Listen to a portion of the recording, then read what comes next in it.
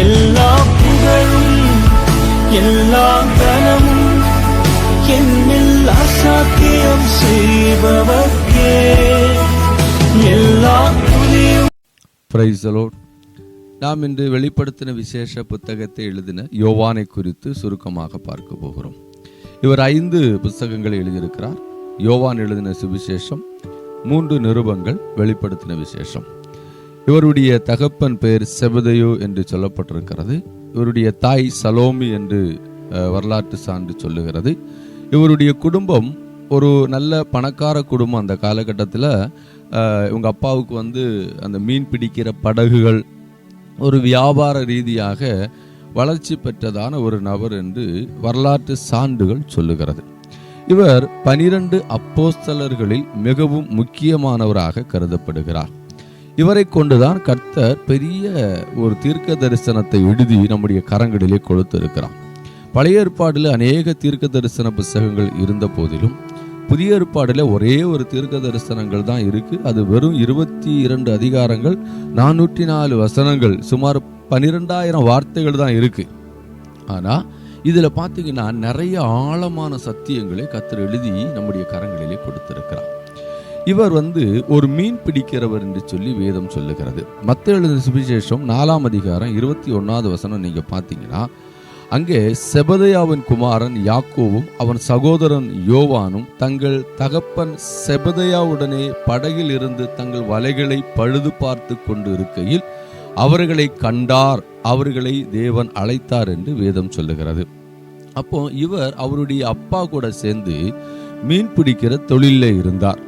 இவர் அந்த காலகட்டத்தில் பார்த்தீங்கன்னா பொதுவாக மீன் பிடிக்கிற தொழில் என்பது ஒரு முக்கியமான தொழிலாக காணப்படுகிறது. அந்த காலகட்டத்தில் ஆடு மேய்க்கிறவர்கள், மீன் பிடிக்கிறவர்கள், இவர்கள் பார்த்தீங்கன்னா ஒரு முக்கியமான தொழிலாகவும் இல்லைன்னா அவங்க ஒரு நல்ல வியாபார ரீதியாக வளர்ச்சி பெற்றவர்களாகவும் அந்த காலகட்டத்தில் காணப்பட்டார்கள்.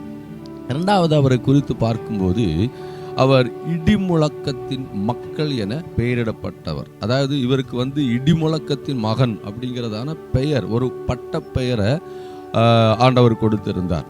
நீங்க வாசித்து பார்த்தா தெரியும். மார்க் 3:17 அங்கே சொல்லப்பட்டிருக்கிறது, செபதேயாவின் குமாரனாய யாக்கோவும் யாக்கோவின் சகோதரனாய யோவானுமே இவ்விருவருக்கும் இடிமுழக்கம் மக்கள் என்று அர்த்தம் கொள்ளும் பொவனரோஸ் என்கிற பெயரிட்டார் என்று சொல்லப்பட்டிருக்கிறது.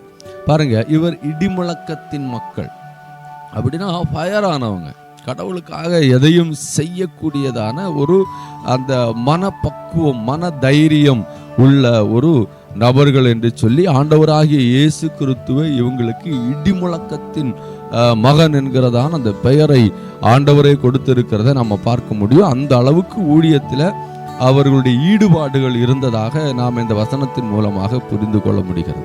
மூன்றாவதாக இயேசுவின் நெருங்கிய வட்டத்துக்குள் இருந்தவர், இல்லைன்னா முக்கியமான நபராக கருதப்பட்டவர், இயேசுவால் அதிகமாக நேசிக்கப்பட்டவர், இயேசுவை அதிகமாக நேசித்த ஒரு நபர் தான் இந்த யோவான் என்று சொல்லி மிகவும் தெளிவாக வசனம் நமக்கு சொல்லுகிறது. மார்க் எழுதின சுவிசேஷம் 5ஆம் அதிகாரம் 37வது வசனம் பாருங்க, பேதுருவையும் யாக்கோவையும் யாக்கோவின் சகோதரனாய யோவானையும் தவிர வேறு ஒருவரையும் தன்னுடனே வரவிட்டாமல் என்று சொல்லப்பட்டிருக்கிறது. அதாவது இவர் இயேசு கிறிஸ்துவோடு கூட நெருங்கினவராக இருந்தார், அவருடைய வட்டத்துக்குள்ளாக இருந்தார். அவர் முக்கியமான நபர். இயேசு கிறிஸ்துவோடு கூட இருந்த 12 அப்போஸ்தலர்கள்ல யோவான் ரொம்ப முக்கியமான ஒரு நபராக அவர் காணப்பட்டார் என்று சொல்லி இந்த வசனம் மிகவும் தெளிவாக நமக்கு சொல்லுகிறது. 4வது, மறுரூப மலையிலே கிறிஸ்துவுடனே கூட அவர் இருந்தார். அதாவது இந்த 3 நபர்களை கர்த்தர் எங்க போனாலும் கூட்டு போவார். யாக்கோவையும் யோவானையும் பேதுருவையும் எங்க போனாலும் ஆண்டவர் கூட்டு போவார். அதுல யோவான் ரொம்ப முக்கியமான ஒரு நபராக கருதப்படுகிறார்.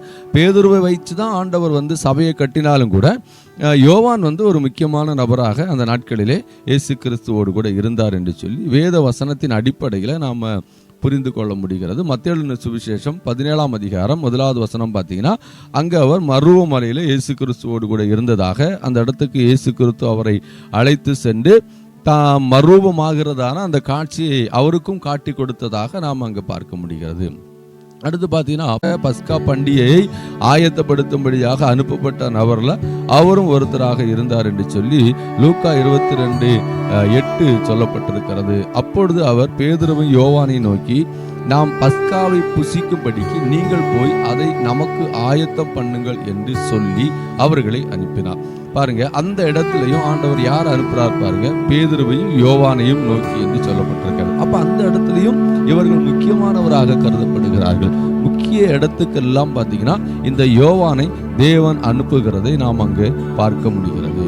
இந்த காரியத்திலிருந்து நாம் சுருக்கமாக யோவானை குறித்து பார்த்தோம். அடுத்த 5 நிமிட செய்தியிலே நாம் தொடர்ந்து பார்க்கலாம். கர்த்தர் உங்களை ஆசீர்வதிப்பாராக. God bless you.